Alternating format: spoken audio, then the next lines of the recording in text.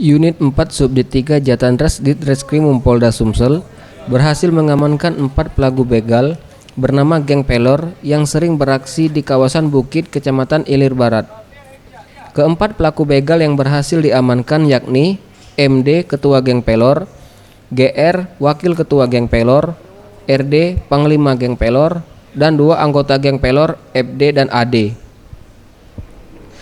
Menurut Direskrimum Polda Sumsel, Kombes Pol Daniel TM Silitonga mengatakan, penangkapan kelompok geng pelor ini berawal dari laporan masyarakat yang curiga bahwa ada seorang laki-laki hendak menjual motor tanpa nomor polisi dan bodi motor sudah dilepas.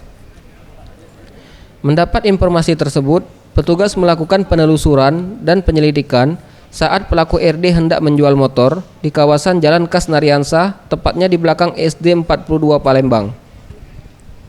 Ketika ditangkap petugas, tersangka tidak dapat menunjukkan dokumen sah. Dan dilakukan pengembangan, ternyata pelaku merupakan komplotan begal yang mengatasnamakan geng pelor. Dari penangkapan, diamankan 2 unit sepeda motor hasil begal. Bahwa rombongan ini, salah satu dari mereka ini akan menjual motor. Nah, ditelusuri oleh anggota kita di lapangan, ternyata setelah ditelusuri ternyata mereka ini adalah komplotan yang sering melakukan. Sementara itu RD yang berposisi sebagai Panglima Geng Pelor mengungkapkan, komplotan geng pelor yang artinya Persatuan Lunjuk Rakyat ini baru pertama kali beraksi. Anggotanya ada 24 orang yang pada awalnya terbentuk merupakan geng motor yang beranggotakan supporter bola. Untuk hasil begal dijual kepada seseorang dengan harga 2 juta rupiah.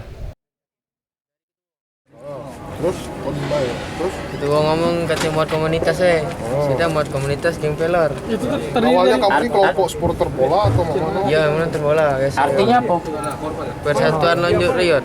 Apa? Persatuan Lunjuk Riot. Terus abis itu Keempat pelaku terancam pasal 363 KUHP dengan ancaman kurungan penjara selama 5 tahun penjara. Parel Wisatria, Sriwijaya TV.